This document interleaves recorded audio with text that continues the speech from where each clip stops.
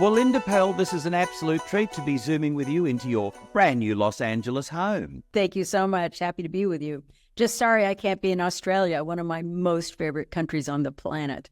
You look at your life, I mean, what a journey, an epic journey. You born in Connecticut and you wound up as a kid in Japan. How did that come about? My dad was in business there. He had served in the occupation days in Japan, and so he had the language and the familiarity with that. So fade out, fade in. Now he's an engineer working for an American chemical corporation, and so many companies from around the world, but largely America, were going over there to create joint ventures. So my dad sort of headed up that joint venture, and we were lucky on many counts, but one of them was that most companies, or certainly the diplomatic corps, you're in a country for 2 years and then off you go to the next and the next.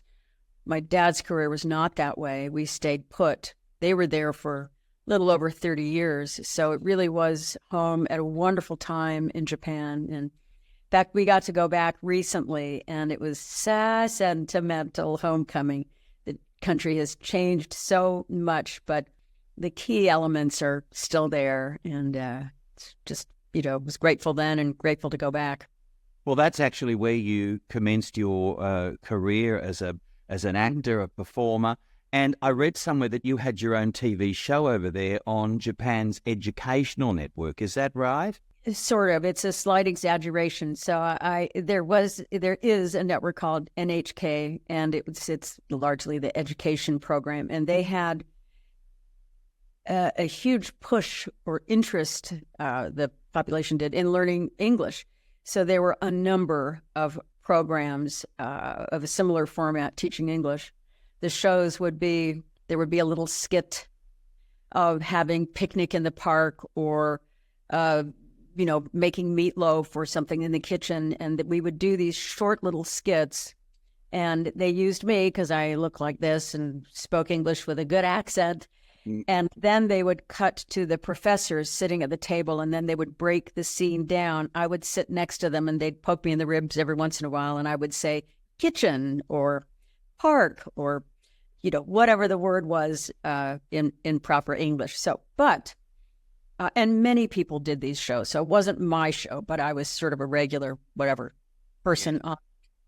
But it gave me, then I knew what it was like to be on a sound stage. I knew what it was like to have those lights and to have all those funny people standing around looking at you, and moving cameras and a set and those things. So I learned one way of doing my craft. Then you performed in the Japanese production of The King and I. Yes, I did. It was with so there's a large theatrical corporation still going on, and they have every arm of theater. It's Toho, T-O-H-O, and they have a movie studio, and they run theaters, and they have an academy, and all of this. So I got looped into them when I was about 11. I started working with them and did a couple of shows. Oliver had come over from the U.S., and it was a combined cast. So and somebody fell out, and I was absorbed into the cast, so that was fun. I then studied at their academy. I think I'm the only foreigner to have done so. And then I did a couple movies for them. And then I got to do The King and I, and therefore I knew what it was like from 11 to stand in a big house with a couple thousand people with a 26-piece orchestra in the pit. And those serial lessons stand you in very good stead, because it's not a foreign planet to you. Acting was in your DNA because your grandma Beatrice was quite the stage star, wasn't she, back in the 1900s? Yeah, she was a touring actress in the Midwest, and at some point I was doing a concert in Wisconsin somewhere in the dead of winter, not something I'd recommend. I thought that there was a good chance that she had performed there, so I mentioned it to the artistic director, and he looked through the records, and by God, he found her. She had performed, and to stand on that stage and just, be able to say, "Hi, Mama B." I never knew her, but I get chills thinking about it now, that I could stand on the very place where she had stood and performed decades before.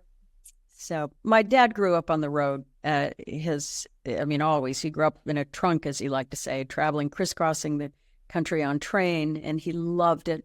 It was a childhood. It wouldn't suit everyone, but boy, did it suit him, the depression, etc. And so he did not pursue his first love, which was the theater, except as a hobby, really. And fortunately, he was a brilliant guy, so he could segue into engineering. But so I grew up on stories about being on the road, and his father had been a ne'er-do-well, but a vaudeville performer. So these were the great tales of his childhood. So what's not to love about following suit in some way? Oh, absolutely. Now, after Japan, there was a stint in the UK where you studied drama and then back to America. And one of your first jobs there, maybe even your first job, was in the legendary soap opera, The Secret Storm. Yes, it was great to be able to go to work in New York. Yeah. And New York actors, they could have a career in the theater but make their living in soap operas. And so the level of work in these soaps and writing, was absolutely top drawer. Just, again, a wonderful atmosphere to be in. And I played a naughty girl. I think she was a temptress for a married priest. And once this character came in, not often, but I would get, I'm standing getting my vegetables at the market, and some woman is like, "You're a terrible blah, blah, blah." It's like, back off, lady. They were mad at me. Anyway, it was, it was a wonderful training ground to have a place to go to work and have however many pages of dialogue you have to memorize a night. I fairly recently did soaps. And at the time, with Secret Storm, we had teleprompters. Thank heavens. They don't use teleprompters anymore. So I have even more respect for soap opera actors.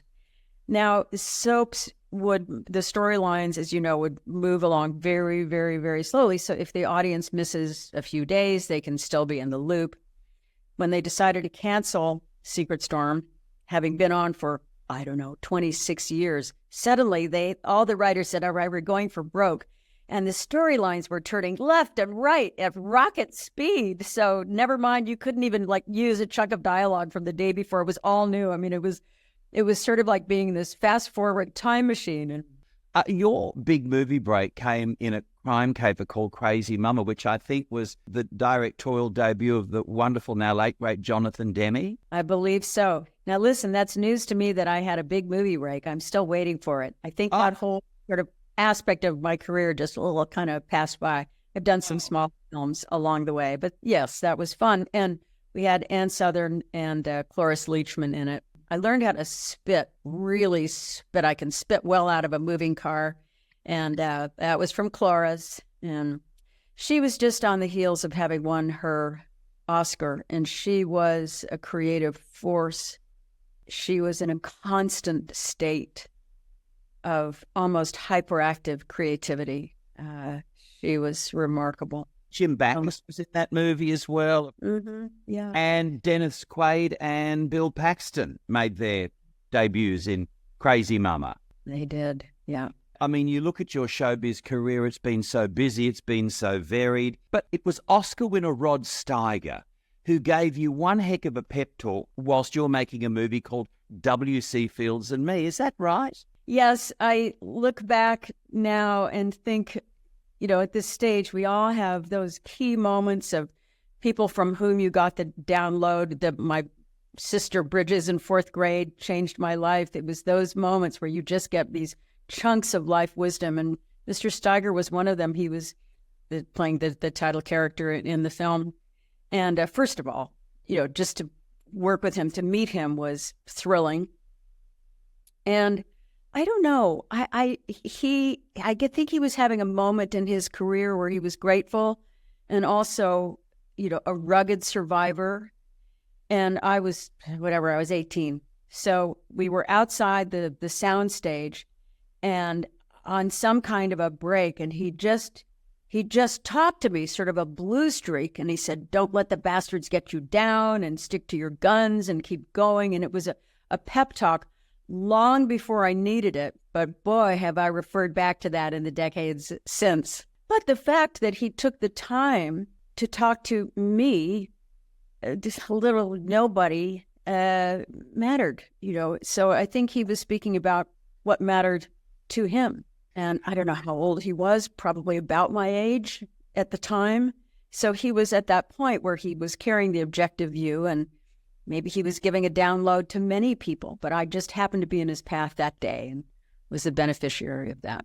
Also, you got to work with an 8-time Academy Award winner. I'm talking the great Edith Head, who was costume designer on that movie. What was she like? She was remarkable. That was also a big life lesson. I went into Western costumes and, in awe that I was about to meet God. And she looked like Coco Chanel. She was, dressed in some elegant suit. And she had pulled 6 costumes, as I remember, on a rack.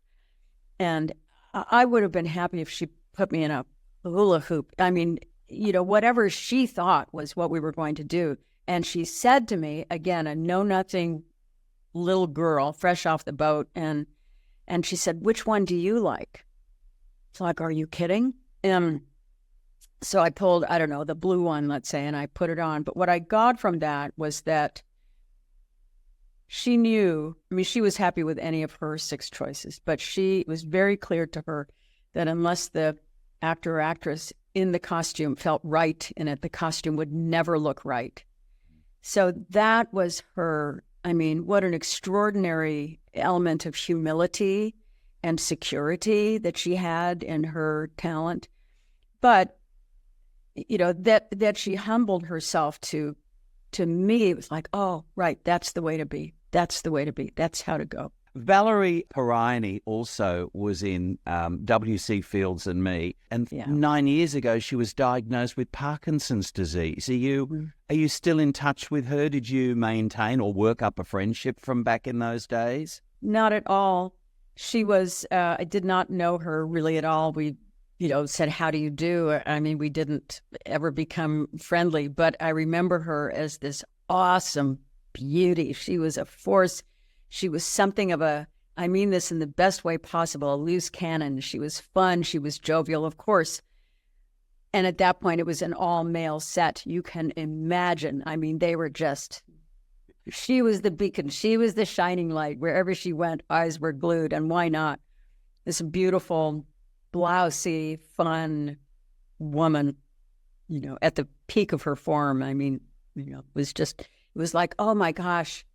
I guess it may have been what it could have been like to be in the presence of a Marilyn Monroe. It's like, oh, the fact that a creature as gorgeous and magnificent could even exist. And it's like, wow, your world, expands that that's even possible.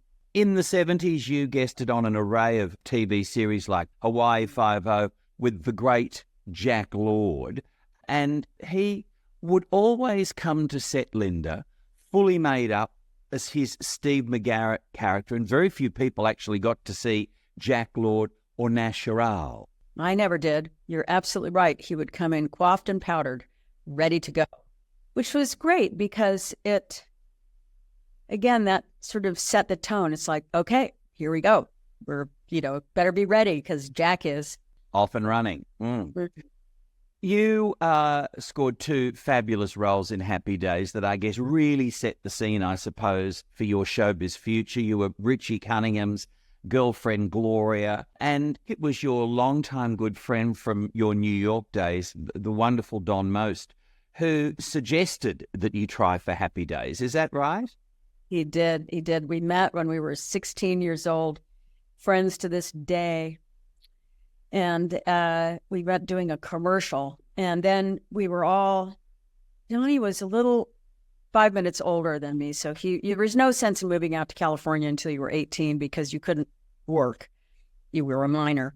So Donnie went first, and all of us were saying, oh gosh, do we do New York or LA? And most of my friends had decided to at least go to LA and give it a go.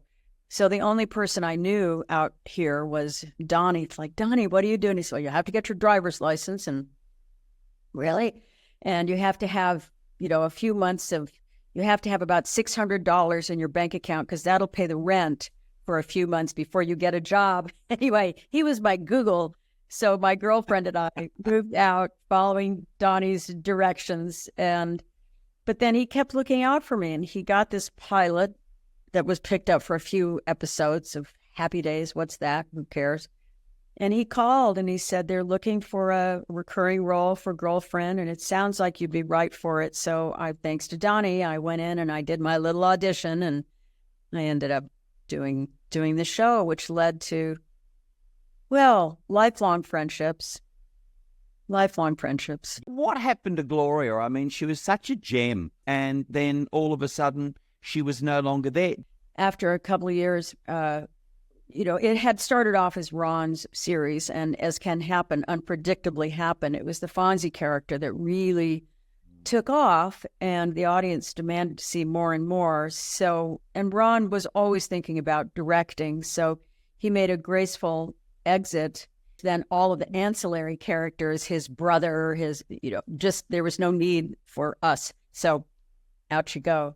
8 years later, so you move forward, they're saying, oh, we want a Linda Purl type to play Fonzie's steady girlfriend, Ashley. And it's like, well, if you want a Linda Purl type, how about Linda Purl? Yeah, we begged for an audition. It's like, would you see us? So I went in along with 500 other people that could have done the role too. And I ended up getting the role, and which it did reintroduce me to Gary Marshall, he was a remarkable person, just gone too soon. He was the real deal. He saw a show from a holistic point of view, and one of the many things he did was really create an egalitarian atmosphere on that set. He insisted that we all play softball, which in my case was fairly disastrous because I'm still learning how to put on a mitt. But everybody has to dress up in silly shorts and everybody plays because it's the great equalizer, like rain in England. Everybody's in it together and you have to put up with each other. So we did. Mostly it was that putting up with me, but because there were some serious softball players there, and he was passionate about the game, and it's a great American sport. It was all sort of connected to the brand of Happy Days, but that was just one manifestation of his genius. He knew it would fuel the show, the atmosphere, the team, familial atmosphere of that show, and it did. What was the Henry Winkler like you got to know, working so close with him? Is he a lovely man? He is one of the hardest working persons I know. He is so grateful to his fans. It's funny. Unlike, say, a Jerry Paris, I don't know, and I don't think this is Tales Out of School at all. I think Henry would probably be the first person to say so. Well, his book, how serious is his book? I don't think he's a natural comic, but he is, an incredibly trained, skilled actor. So of course he can do it all. So working with him, it wasn't a laugh a minute. It wasn't that way. But he didn't take a moment of that show or that ride as Fonzie for granted. Mm. And what he's done with it, I mean, he's done so much good with it, sort of like Jimmy Carter coming out of the presidency. I mean, what he's done with his platform as a president is almost more important than what he did as president. So Henry's done wonderful charitable works. He's, raised consciousness about dyslexia, something that he has and struggles with. And of course, he's gone on to other wonderful shows, but he's been so fortunate to have the great success, but he's continued to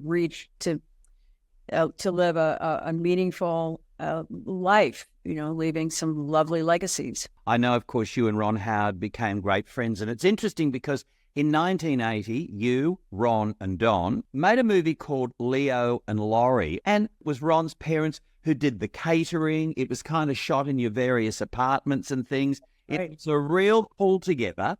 His parents were remarkable. They were everything. They were mom and pop to everyone. And Mrs. Howard, we were shooting on Easter Sunday, happened to be in my apartment.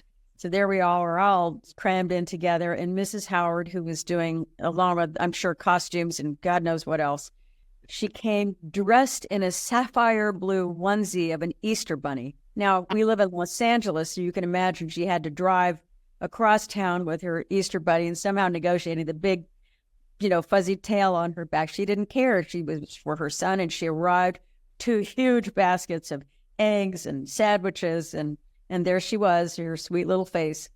I mean, that's really all you need to know about someone. How fabulous. You're loved for another role, and that is of Charlene in Matlock. What a small world. You're great friends with Ron Howard. Ron worked with Andy Griffith as Opie on the Andy Griffith Show. You're now working with Andy on Matlock. Let's see, I was dating my father's son. I don't know, it's all messed up. But that's right.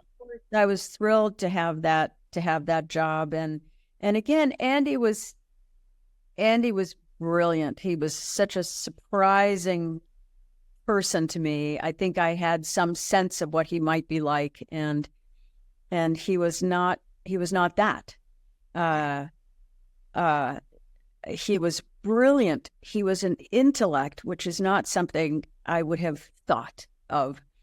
He was a remarkable raconteur. He had the most charm of, I think, anyone. I mean, he would have you eating out of the palm of his hand like that. My regret with Andy is that, of course, he had such a beautiful success in his career, but I think he was a great actor. And like many brilliant comics, he had some dark undertones in his character that he would have been able to mine had he played Willie Loman or Iago or King Lear, or, he had all of those characters in him, and for whatever reason he chose not to or something. But I feel we were all robbed for not we saw them in Facing a Crowd a little bit in Facing a Crowd. He had a great story about how he was cast in that by Elia Kazan, which culminated in him getting a hold of Kazan, putting him up against the wall, holding him by the shirt collar, and said, "You don't understand, I am this man." And then Kazan said, okay, and gave him the role. So, but Andy said that of himself, which was kind of, interesting. And thank goodness he did that role, because he was so brilliant in it. He understood things. He was wily, and he saw underneath things. And as an artist, was able to articulate them. I remember having the great joy, Linda, of interviewing Jim Neighbours, who, of course, was discovered by Andy Griffith. He said the surprise with Andy was that this incredible man had insecurities that sometimes overtook him. Did you feel that as well in your knowledge of Andy Griffith? I did. And I think that was just a function of time, that I was around him, at 5 a.m. and at midnight and over a period of time. So we saw each other in lots of different circumstances, and at the debut of a show that had to prove itself. Yes, that was very much.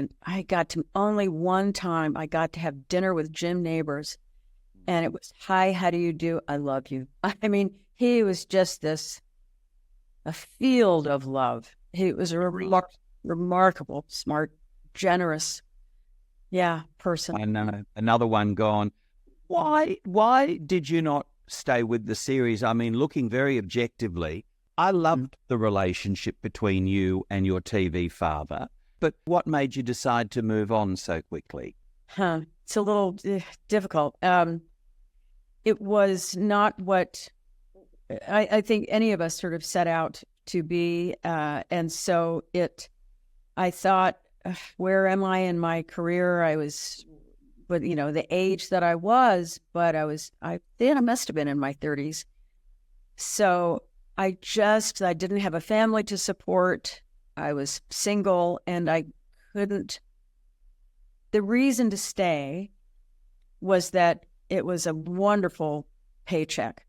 But in terms of work as an actress, there wasn't much, as it turned out. It wasn't what anyone really thought. The creators, the writers, what they thought it would be initially, what it was, and things change. Happy Days changed for Ron.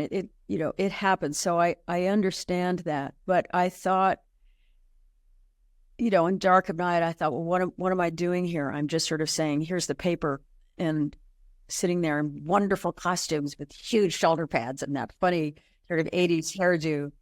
But I thought, this is kind of my crunch time as an actress. I mean, as you get to be moving, as the sort of the horizon of 40s, or my 40s were on the horizon, rather, I thought, gosh, will I be happy that I stayed behind the desk, kind of pushing the odd paper here and then? I wanted to test myself elsewhere and see if there was something other than that. A very bold move, good for you. But in your case, it worked out. Loads more roles came along. Have you had the chance, by the way, to catch up with the reimagined version? Love it. Kathy Bates. Fantastic.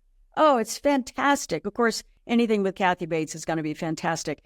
And John Ritter was a darling friend. So to see Jason having this beautiful success, it does my heart so good to see that. I just know John is smiling, a big grin from above. Oh, I just saw the pilot, but it's fantastic. And it will already, it's exploring areas that, for whatever reason, it was a different era then, but this brilliant reboot of Matlock is going to be exploring areas that the first incarnation could have, maybe should have, but couldn't, for whatever the reason, just the time, the era. Somebody with whom you worked who is an absolute legend, the unutterably divine Dame Angela Lansbury. Now, you guessed it on Murder, She Wrote 3 times. She was absolutely something else, wasn't she? She was remarkable.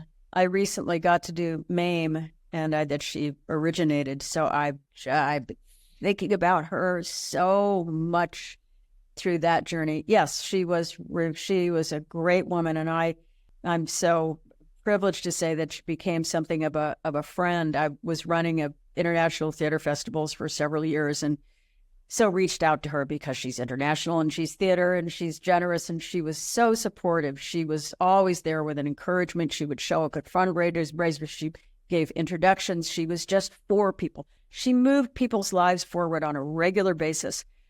Mine, certainly. But there were a couple of things that she did. We were shooting one day and a scene between the two of us, and they had shot her.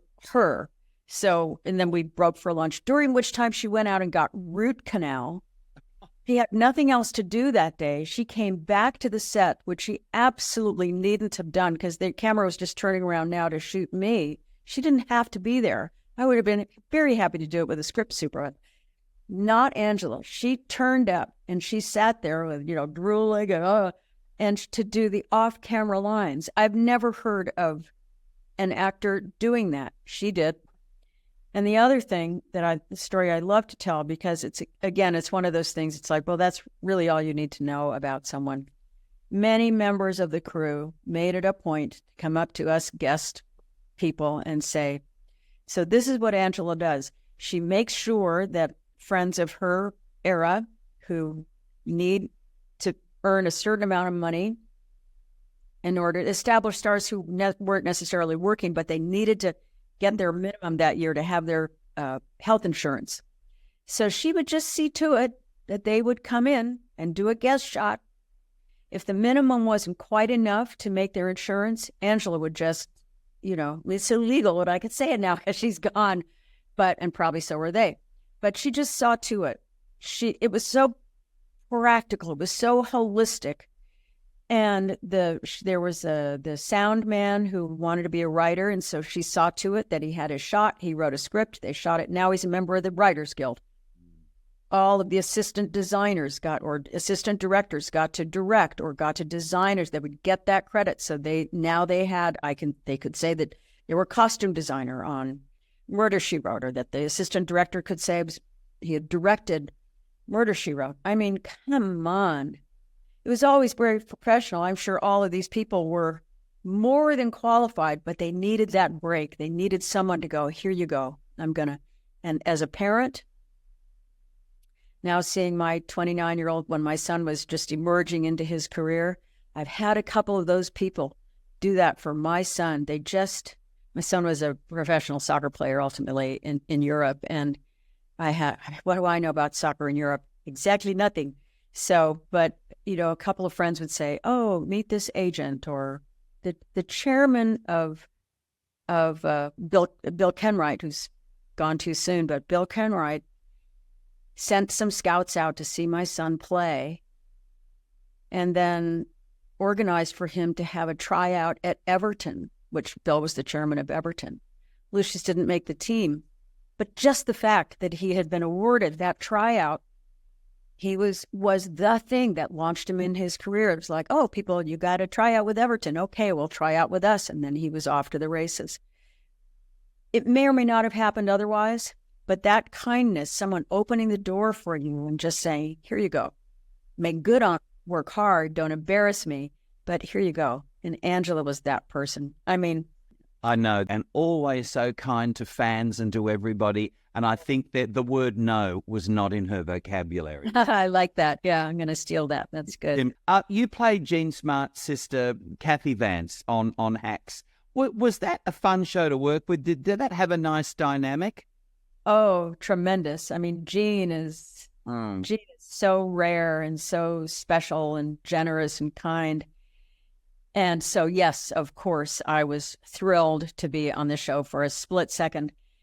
And then on the set, we were filming before the show had aired at all. So I talked to Hannah, and darling girl, what's your name and where are you from? And I grew up in LA. My parents are actors, and great. That was the end of it. I hear her interviewed on the radio and realize that she's Lorraine's daughter. Lorraine Newman, Saturday Night Live fame. Yeah. I called Lorraine. We had been mommy friends when our babies were babies. We were doing this. We met at Romper Room. We became fast friends. We would have play dates in the park. I had changed Hannah's diapers. I had burped her. And I think, oh my gosh, here I am now working with this beautiful girl. Sure, she would have been horrified if I'd put two and two together on this set. But yeah, I mean, and what a beautiful success. And what Jean's been through, my gosh, in her life, Oh, yes. She had been in college with Patrick. Oh, gosh. Yeah. They had been at University of Washington, the theater program together a few years. Your world is so small. Seriously, you could put your hands around it, couldn't you? It's quite outrageous. Another great show that you had such a gorgeous role in The Office with Steve Carell. But I was nervous going into that because the show was so well established at that point. I just thought, I'm going to be the odd man out. Came on that set, and it was so much like Happy Days. It had a very familial team effort spirit. And really, it's because of, well, everyone has to be willing. But Steve set the tone. He was, what a mensch, what a, lovely, lovely man. So grateful to be there. So happy for this success. It didn't take a second of it for granted. Yeah. And it was I'm so grateful. And John Krasinski, maybe because I was playing his mother-in-law, of course I felt you can't meet the guy and not fall in love with him. But it's so thrilling to see what's happened in his career and in his life since that time. I said to him at some point, crazy, I said, if Harrison Ford and Henry Fonda had a child, it would be you. Because he's got that everyman quality. He's crazy talented. Yeah, it's thrilling. When you see young people that you worked with have these big, fat, glorious successes, it's just great. Now, you and Shaun Cassidy famously made a movie together. In fact, it was a real-life drama, TV movie called Like Normal People. Initially, you thought, Shaun Cassidy, isn't he that singing heartthrob? But then he knocked your socks off, didn't he, with his incredible acting chops? We came to the first day to do a read-through before we were filming, and we had both been afforded the opportunity to spend time with the real couple, and they had have some, speech patterns and some physical patterns that are quite specific, and so Shaun's Shaun's role was the first to speak in this. And here's this teeny bopper, teen idol, good looking young man. And he opens his mouth. It was like, oh, and it was, I had judged the book by its cover, and I could not have been more wrong.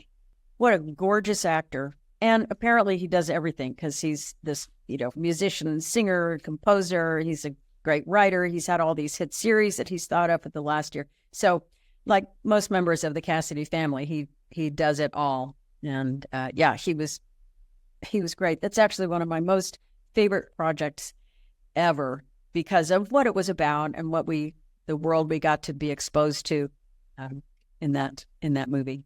You've had so many extraordinary experiences with so many extraordinary people, and so often these great stories are lost in the midst of time. Is a memoir something maybe on your radar? No, I struggle over a thank you note. Patrick and I got to do a tour of the UK for 7 months, just coming out of COVID. And we toured the provinces. We were doing a theater a week. And in some of the most beautiful theaters in England with this, what was it? It was sort of it was a comedy, murder mystery comedy, sort of a chestnut of a play.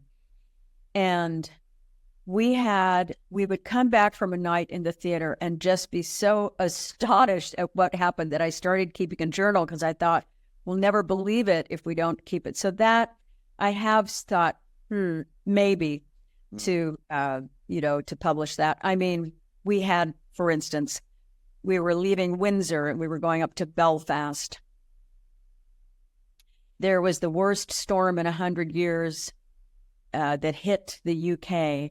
So we finished on a Sunday. We were flying up Monday to open in Belfast on Tuesday. We had a cast of whatever we were, 6 or 7. We had a huge set, which was dismantled Sunday night, loaded into the lorry and driven all the way up north to then take the ferry over. And we woke up in the morning and there was these hundreds years old trees toppled over, roof tile everywhere, cables down. But we made our way to the airport and we got on the flight with our darling dresser, who was terrified of flying. And we took off and we fly over the English Channel or whatever it is up there, the Irish Sea, and it's boiling along, and we thought, our little set is coming along there. We get off the plane in Belfast. Our darling dresser's pissed out of his mind, which got him through the flight, and all 3 of our phones are ringing, and nobody else has been able to get up there. All the other flights were, for whatever reason, our flight made it. Not only that, the set is still in England. It hasn't been able to, it's not going anywhere. So it's midnight or whatever, and now we're emailing with them. What are we going to do? We're opening at the Belfast Grand Opera House the next night with no cast and no set. So I said, well, I could do a concert. Patrick can host it, and I don't know, we'll find a piano player somewhere in Belfast. Then they decided we'll do love letters. But nobody has a script, and there's no way to get it there. So it has to be email. So I now, because the States was 5 and 8 hours behind us, email as many theater producers as I know in the States. Anybody have a PDF of love letters? Yes, somebody gets it. We get it printed out. We open now that night in this massive house with 2 little us sitting at 2 little chairs, 2 little desks. And of course, God bless them. The Irish, I mean, they're just always up for a good time. So they went with it. And we got to do this show, not for 1, but 2 nights because the set and the cast were so late. Anyway, we had but part of it was that, now, had that been in America, I think people just would have said, sorry, can't do it. The carry-on spirit in that culture is so fierce. Yes. Resiliency. It was a lesson to be like water, that there was always, you come up against a brick wall. It's like, no, not so much. There's a way around it. There's a way to negotiate this. Just keep going. Yes. Our opening night, everybody came down with COVID. Sir, we were like soldiers. Ding, ding, ding. Patrick and I came down with it. We were out of the rehearsal room for the last, 6 days of rehearsal. So now all the understudies are being shot like cannons to be ready. The morning that we open, we're in London, the morning that we open, having not seen the cast now for however many days, we test, we're negative. The car comes, we throw our luggage in, we drive out a couple of hours out to our theater. We meet the 3 new members of company. We didn't even know their names. Oh, we did like half a tech rehearsal, half a dress. And then it's like, oh, you got to open the house. We open, so we moved, we did our tech, our dress, and opening, met the cast members in one day. This would never happen in America, ever. And it was great. It was like, oh my gosh, you can do that. It's possible. Anyway, we had these kinds of crazy serial adventures, and it wouldn't trade it for the world. No, it is almost like you're an Auntie Mame-esque character, isn't it? Overseeing this complete, utter chaos. I mean, and that then brings me, speaking of Auntie Mame, who would have thought, as you were starting out in showbiz, that Lucille Ball would at some point in time be your mother-in-law, because you married Desi Arnaz Jr.? Well, of course, this is many years, a couple of decades after her remarkable fame, and for Desi Sr. too. So they chose to have fairly quiet lives, lovely, quiet lives. And she was generous. She was a little sad. I don't really know why, but a little sad. That was a kind of a default, position in her life. Very supportive, bright, reclusive. She had a small number of core friends. She was a backgammon addict, so they would come and play every day. So she had a good life, we think, and her mother was alive, so Dee Dee was around. It was great. Of course, little Lucy was having her big, beautiful success in New York. So both her children were doing wonderfully, and she had a good marriage. I don't think she ever fell out of love with Desi. I don't think he ever fell out of love with her. And Desi Jr. has been very candid, and to his great credit, he has been about, with regard to what happened between you two, that he was running wild. But yet, 45 years on, you two remain great friends. Yes, because that's what we have now. It astonishes me that I think now I just feel that love is never wasted. It oftentimes doesn't turn out to be what you had thought or hoped, but it's never wasted. So yes.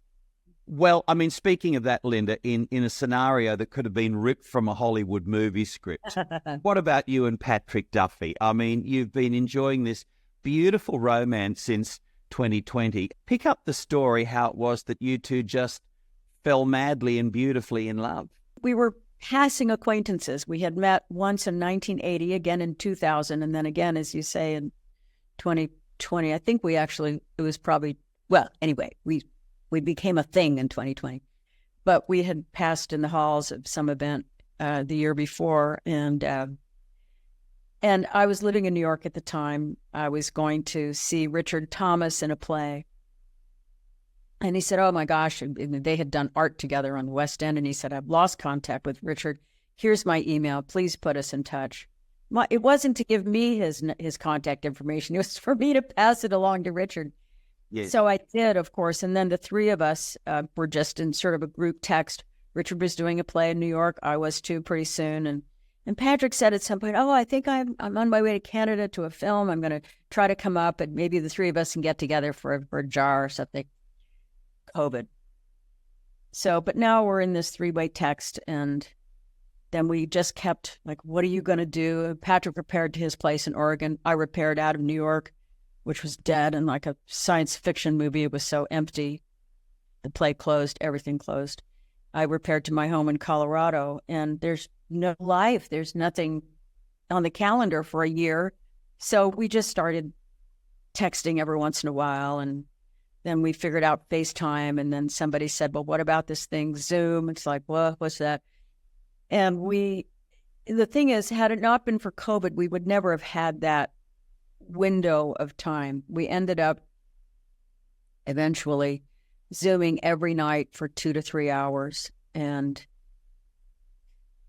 yeah, it's like everything everything slowed down. Your heart rate slowed down. And it was such an opportunity to be shot away from your life and just really get distilled and think about what really matters in the course of it. But we're embarrassed to talk about it to the extent that so many people, my God, people died, people, unimaginable horrors and losses. And so in the middle of that, those ashes, we got to have this life. Eventually, after 3 months, I guess, Patrick said, the conversation sort of spiraled a little bit deeper. At first, it was like, oh, and you worked with so-and-so. It was just kind of fun and chatty.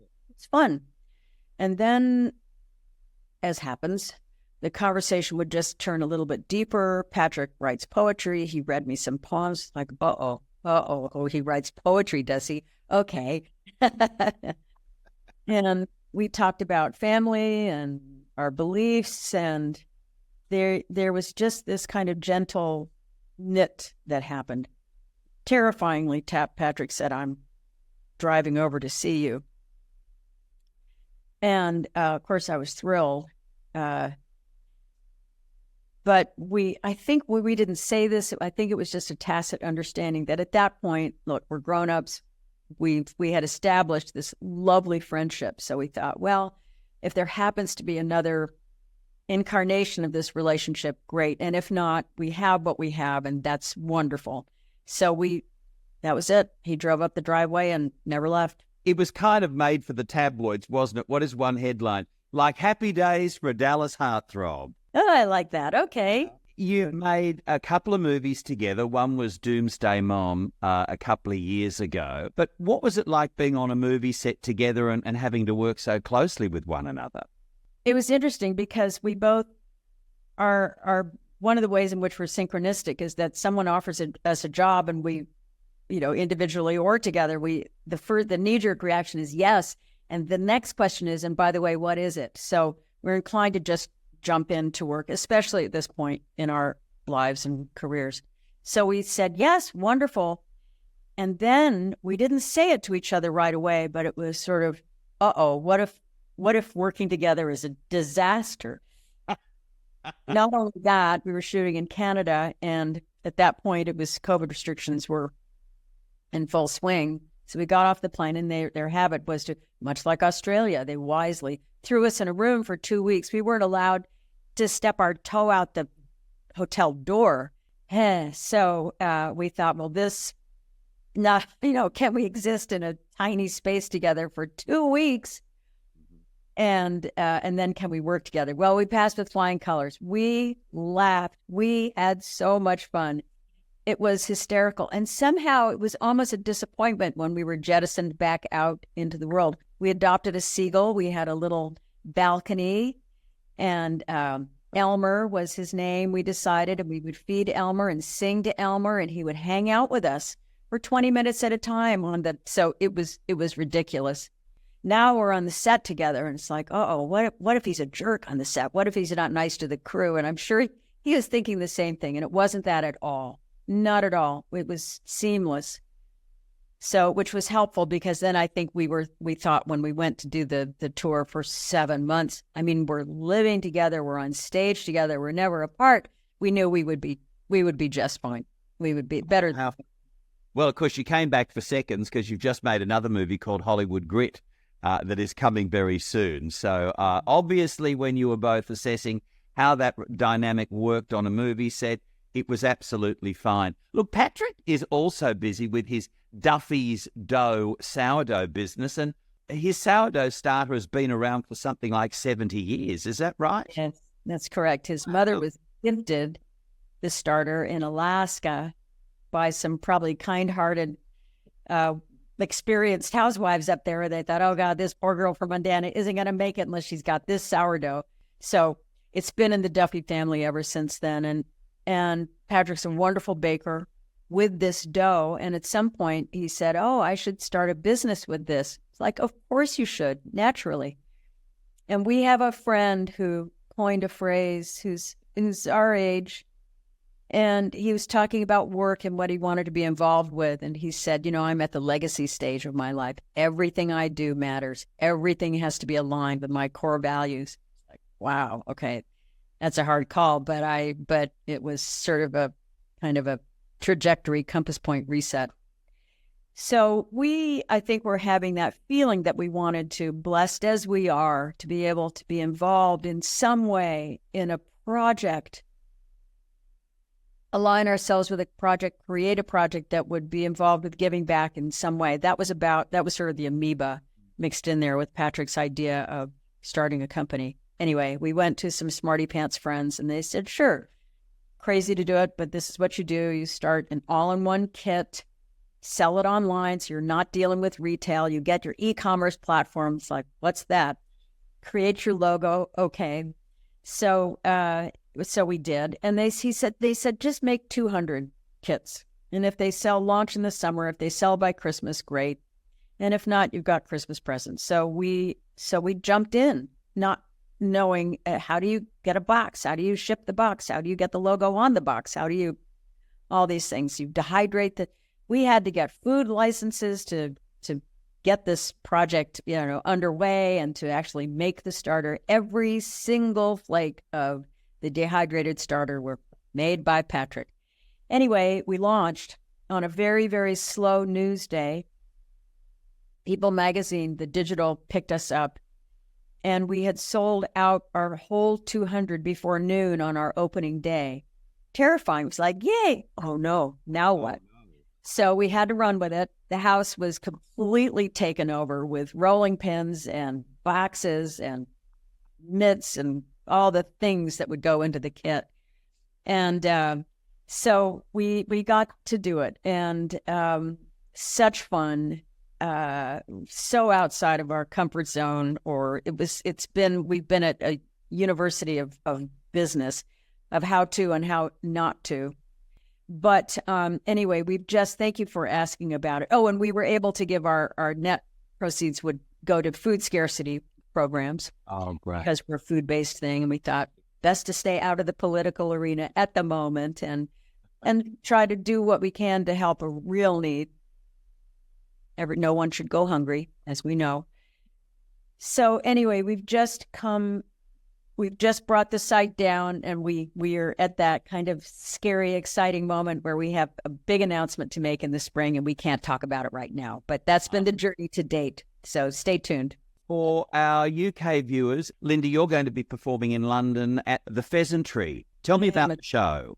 Thank you. It's a swell club in Chelsea. And we actually just got to do this show in New York. It's at 54. It's a brand new show. It's robust. It's called Possibilities, which is just a concept I've been stuck on in the last year or so with all the changes that we're witnessing and the tides and the tectonic plate shifts politically, climate, all sorts of things. And that there's that sense for me anyway, that within the chaos, there's the silver lining is that there's so many possibilities for change, for new ways of thinking, for reinventing ourselves, our lives. So all of that just seemed to speak to the songs that we do. We do the song Possibilities. We do I Like You, You're Nice. So we have possibilities of things that go right, things that go wrong, taking risks. I think it's a pretty joyful show. It's fun to do. We do all a Great American Songbook in a jazz feel, and we'll have a trio with the great Rob Barron, he's a well-known London jazzer. We've never met, but of course, I've heard him play, and I was just so grateful that he was available. So we'll do that for a couple of nights in London, and we're really hoping people turn out for that. It's terrifying. Is anybody going to buy a ticket? Is anybody going to show up? Is anybody going to give us a night of their life? And I hope they do, and being able to be with your audience is hugely helpful. They'd be mad not to, because you are one of the greats of song, one of the most gorgeous, elegant jazz singers performing all around the world. And so for those who've not seen that side of you, for heaven's sake, November 8 and 9, if I were there, I'd be going to both shows. Oh, thank you. Totally assured. And then November 11, you find yourself in fabulous Italy, in Florence, performing Love Letters. Yes, with Patrick. Hershey Felder. Oh, that's someone else. Do you know Hershey? You've got to. He's got to know you. You've got to know him. Great guy. Entrepreneurial actor, incredible composer, writer. He's a Renaissance man. And he was gifted to run this 17th century, refurbished Florentine theater. So he's inviting his friends over, and he kindly invited us over. And then he's taking us to Venice, and I'll do a concert there again with Rob. And I told Hershey, I don't care if the venue in Venice is next door to where we are staying. I am going to take a gondola to the gig because, I mean, it's Venice, right?